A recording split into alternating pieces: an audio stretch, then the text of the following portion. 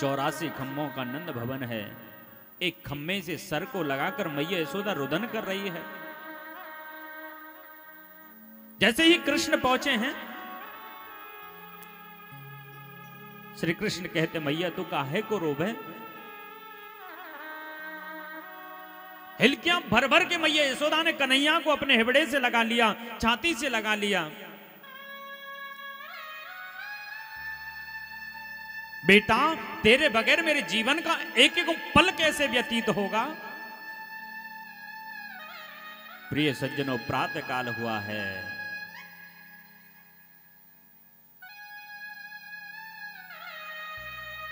अक्रूर जी ने जैसे ही मुख्य द्वार को खोला, ब्रज की लाखों गोपांगनाएं सम्मुख खड़ी हुई हैं। अक्रूर जी रथ को सवार रहे हैं। जैसे ही कृष्ण और बलराम चले हैं, गोपांगनाओं के नेत्रों से जल के पनारे बह चले, रथ में जाकर बैठे हैं। गोपांगनाएं विधाता को कोसती हैं, हे विधाता,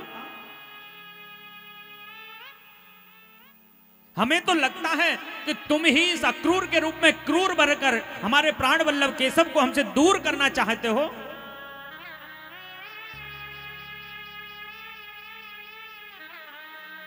अहो विधाता न क्वचिद दया, संयोज मैत्रेया प्रणये न देना।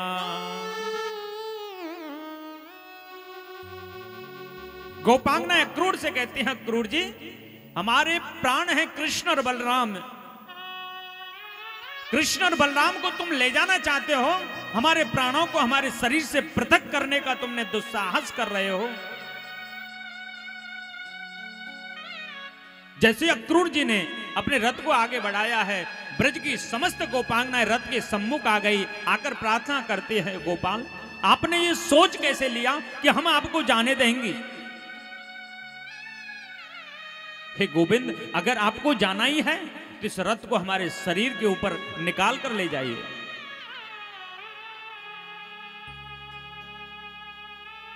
श्री कृष्ण ने किशोरी जी से कहा, किशोरी जी आप तो सब कुछ जानती हो, अगर मैं मथुरा नहीं गया तो मेरी आगे की लीलाएं कैसे संपन्न होंगी। ब्रज को प्रणाम किया है गोविंद ने, रथ को थोड़ा सा आगे बढ़ाया ही था, इतने में मैया यशोदा नंद भवन से निकलती है, रोती चिल्लाती निकलती है, अरे लाला निक रथ को रोकना, अरे कन्हैया निक रथ को रोकना। कभी गिर जाती है, उठकर पुनः भागने लगती है। जैसे ही कृष्ण बलराम ने देखा कि मैया दौड़ रही है, रथ से नीचे कूद पड़े हैं।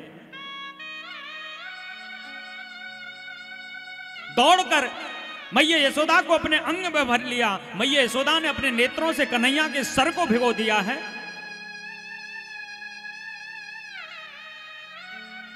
मैया यशोदा कहती है, बेटा आज तुझसे तेरी मां यशोदा नहीं बल्कि ब्रज की एक गवार ग्वालिन तुझे निवेदन करती है। बेटा मैंने तेरी इज्जत एक माटी की मटकी के बरोबर भी नहीं समझी। अरे लाला तूने एक मिट्टी की मटकी क्या फोड़ दी, मैंने तुझको ऊखल से बांध दिया। बेटा मथुरा में जाकर इस बात का स्मरण नहीं करना, इस बात को याद मत करना। मैया यशोदा ने मेरी इज्जत एक माटी की मटकी के बरोबर भी नहीं समझी।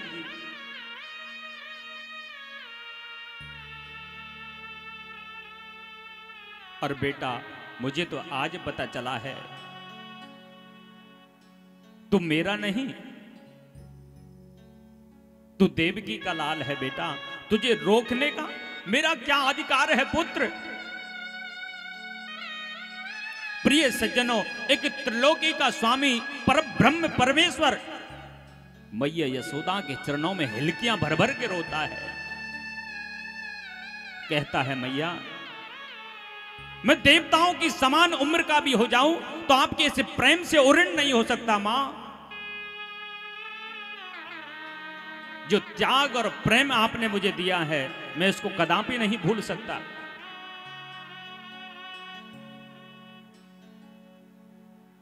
श्री कृष्ण ने मैया यशोदा से कहा, मैया हम वहां पर एक दिन रुककर परसों वापस आ जाएंगे, तू चिंता मत कर मैया। मैया यशोदा को झूठी दिलासा दिलाई है श्री कृष्ण ने। 11 वर्ष और 56 दिन तक श्री कृष्ण ब्रजमंडल में उस वृंदावन में रहे हैं।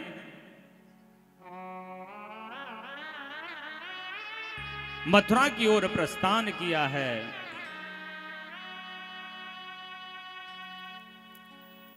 श्री कृष्ण के वियोग में मानो सारा ब्रजमंडल सूना हो गया है। पक्षियों की चंचलता समाप्त हो गई।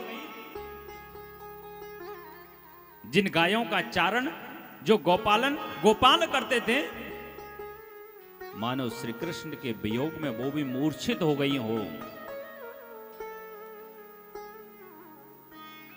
सारा वृंदावन ऐसा हो गया जाने यहां पर कोई जीव जंतु नहीं रहते हो।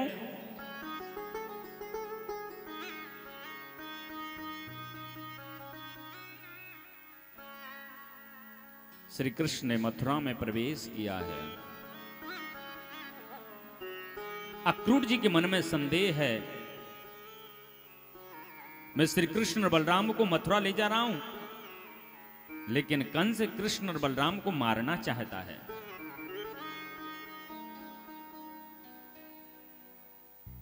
अक्रूर जी ने यमुना में स्नान किए तो श्री कृष्ण को शेषनाग के ऊपर बैठे देखा है। चतुर्भुज रूप से अक्रूर जी को आभास हो गया, ये ही त्रिलोकी के नाथ हैं।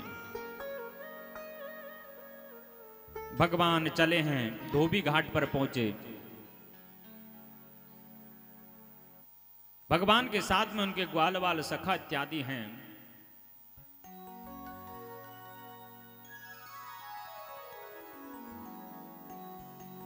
जैसे ही प्रभु ने मथुरा में प्रवेश किया था तो मथुरावासी तो नहीं जाने कब से आस लगाए बैठे थे। भगवान का दिव्य स्वागत होने लगा। ग्वाल वाल सखा साथ में हैं। कृष्ण के मित्र कन्हैया से कहने लगे, भैया कन्हैया, या नगरी में तो हमारा बड़ो स्वागत सत्कार है रहो है। श्री कृष्ण ने कहा है, भैया ये हमारे मामा की नगरी है, यहाँ के राजा हमारे मामा हैं महाराज कंस। ग्वाल वाल सका कहने लगे, भैया कन्हैया तुमने पहले चौना बताई, अरे हमने तो जो मैले कुचैले कपड़ा पहन रखे सो उनको ही पहन कर आ गए। भगवान ने कहा, मित्रों घबराओ नहीं, आपके वस्त्रों की व्यवस्था किए देते हैं। धोबी घाट पर श्री कृष्ण गए। वहां पर एक रजक कंस के वस्त्रों को धुल रहा था। भगवान ने जाकर कहा है, मामा जी राम राम, हम वृंदावन से आए हैं, यहाँ के राजा हमारे मामा हैं, हमें राज दरबार में जाना है, उनके वस्त्रों को थोड़ी देर के लिए दे दीजिए, लौटेंगे तब आपको पुनः वापस कर देंगे। प्रेम से कहो राधे राधे।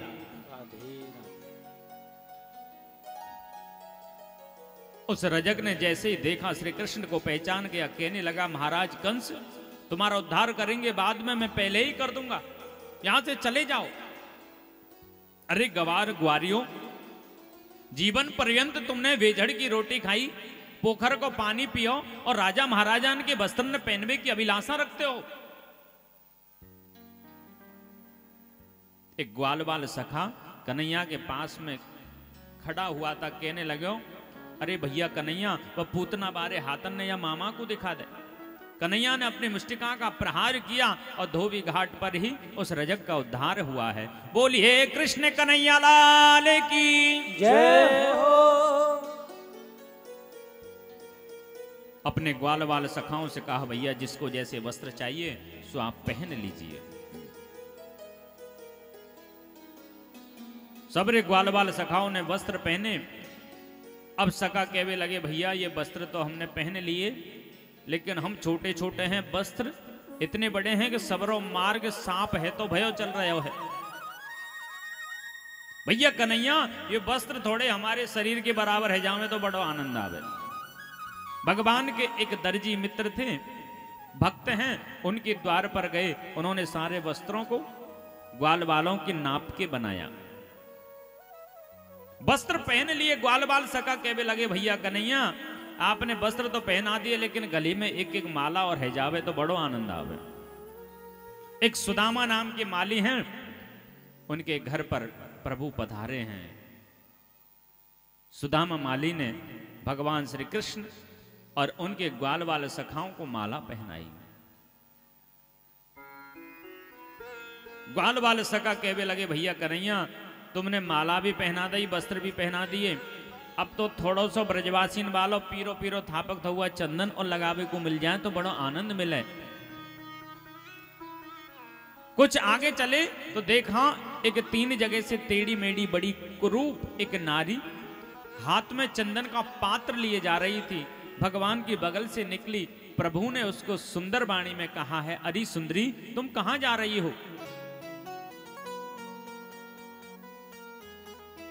आपका परिचय क्या है? वो बताती है, प्रभु मेरा वास्तविक नाम शैलेंद्री है, मैं 3 जगह से टेढ़ी और कुरूप हूं तो लोग मुझे कुब्जा कहते हैं। ये पात्र में क्या है? बताया, प्रभु इसमें चंदन है, मेरे हाथों से घिसा हुआ चंदन मैं महाराज कंस को लगाती हूं। कृष्ण ने कहा, देवी आप कृपा करो तो ये चंदन हमारे ग्वाल वालों को लगा दो। उस कुब्जा ने समस्त ग्वाल वालों के चंदन लगाया। एक ग्वाल वाल सखा पास में खड़ो है कर कहवे लगो, भैया कन्हैया तेरी और यह कुब्जा की जोड़ी बहुत अच्छी लग रही है, तुम भी 3 जगह से टेढ़े और ये भी 3 जगह से टेढ़ी, तुम भी सावरे और ये भी सावरे। भगवान ने अपने कोहने का स्पर्श कुब्जा की ठोड़ी से किया, परम सुंदरी बन गई।